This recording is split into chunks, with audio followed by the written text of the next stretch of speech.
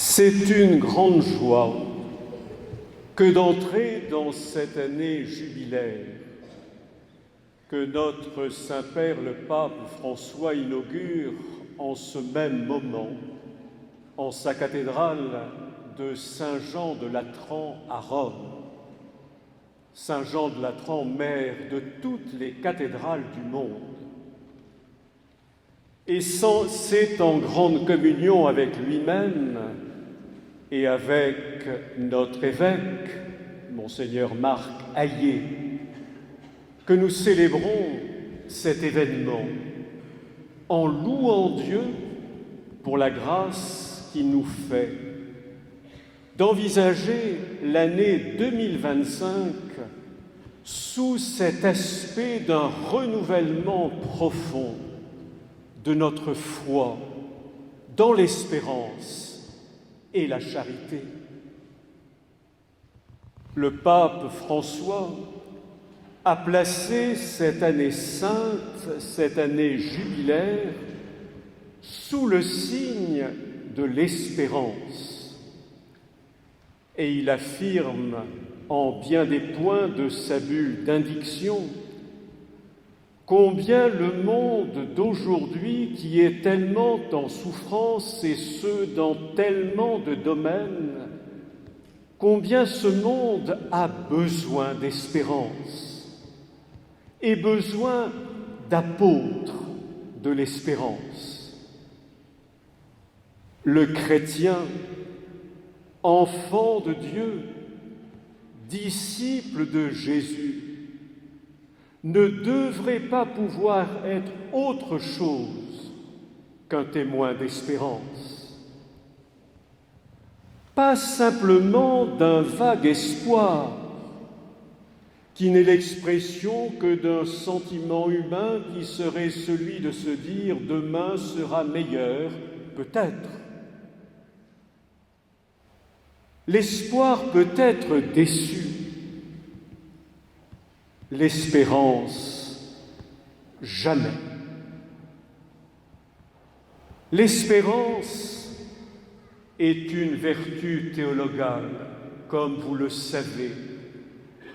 Elles sont au nombre de 3, la foi, l'espérance et la charité. L'espérance suscite la foi.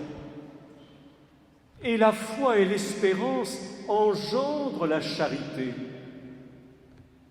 qui est la seule qui demeurera pour toujours, jusque dans le royaume du Père. Mais qu'est-ce que l'espérance? L'espérance, c'est croire qu'en Jésus, Dieu fait homme, dont nous venons de célébrer la naissance en ce saint jour de Noël qui se prolonge durant 8 journées pendant cette octave. Célébrer cet enfant Dieu qui n'est autre que le crucifié du vendredi saint, mais aussi, et c'est là que surgit l'espérance, c'est le ressuscité du matin de Pâques. Le mystère de l'incarnation du Dieu fait homme permet au mystère de la rédemption, celui du salut, de s'accomplir pleinement. Jésus, Fils unique de Dieu, par lui et avec lui, le Père nous donne tout, dans la pleine vérité de l'amour qu'il est et qui nous manifeste par ce bon pasteur qui nous envoie et qui va jusqu'à donner sa vie pour ses brebis afin que celles-ci soient sauvées et vivent de sa vie à jamais. L'espérance du chrétien, elle est fondée d'abord et avant tout sur le Christ Jésus. Et une année jubilaire doit être l'occasion de renouveler notre lien d'intimité avec Jésus Il est un vivant. Il est le chemin, la vérité et la vie. Il est notre frère, puisqu'il nous dit de prier son Père en l'appelant avec lui notre Père. Ce n'est que parce que nous serons dans l'intimité et la conscience réfléchie de Jésus que nous serons à même de vivre l'espérance. L'espérance, comme je viens de le dire, surgit de la résurrection du Seigneur. Nous sommes libérés à jamais de la mort, du mal et du péché. Et une année jubilaire de l'espérance, nous devons la vivre comme l'expression de la confiance quand toute forme de mort qui nous atteint, que ce soit personnellement, que ce soit au niveau d'une nation, au niveau de l'humanité, que toute forme de mort est appelée à vivre une renaissance de résurrection. Nous ne pouvons pas penser, en baissant les bras, que tout est fini, tout est perdu. La grâce de l'espérance, c'est la parole de Dieu qui nous permet d'y souscrire pleinement. Et Dieu ne peut pas nous tromper, Dieu ne peut pas nous mentir.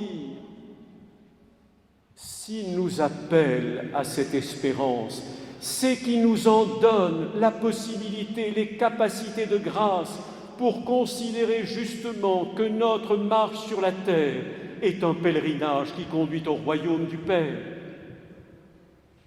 Une année jubilaire, c'est l'occasion de faire un pèlerinage ou des pèlerinages à Rome, ou bien encore ici dans notre diocèse, dans les 3 cathédrales, dans les sanctuaires mariaux ou autres. C'est l'occasion de redire au Seigneur combien nous voulons nous convertir pour laisser à l'espérance la place qui lui revient dans le rayonnement de lumière qu'elle devrait faire surgir de nos âmes et de nos cœurs. L'année jubilaire, c'est l'occasion de vivre l'espérance dans la recherche de la paix selon l'une des béatitudes. Soyons des artisans de paix, et ce de manière très concrète. Il ne s'agit pas d'être des théoriciens de l'année du jubilé, des théoriciens qui s'en tiennent à de belles paroles et de grands discours. Concrètement, que sommes-nous prêts à faire pour travailler à bâtir la paix que nous recevons avant tout des mains de Jésus, le Prince de la paix? Et cela commence en nous-mêmes, autour de nous, dans notre plus proche famille, et au-delà. L'espérance, nous devons en témoigner aussi par un attachement renouvelé à la vie des sacrements. Il n'est point d'année sainte sans une vraie confession générale qui marque notre confiance dans la miséricorde de Dieu et le fait que cette miséricorde nous atteint comme un pardon qui nous fait renaître, qui nous relève, qui nous redonne confiance. Quel que soit notre péché ne doit pas pouvoir nous condamner. Dieu est un Dieu sauveur. Il n'est pas un Dieu qui montre du doigt, qui juge et qui exclut. Il est le Dieu qui, au contraire, ouvre les bras, montrant son cœur bienveillant, un cœur de tendresse, un cœur qui nous appelle à aller vers lui. L'espérance, c'est aussi concrètement chercher à vivre l'esprit de la grande famille des enfants de Dieu que nous formons. Famille dont nos familles, fondées sur le sacrement du mariage, sont l'image, Saint Jean Chrysostome parlait de l'Église de la maison. Or, qu'est-ce que l'Église, sinon la grande famille des enfants de Dieu?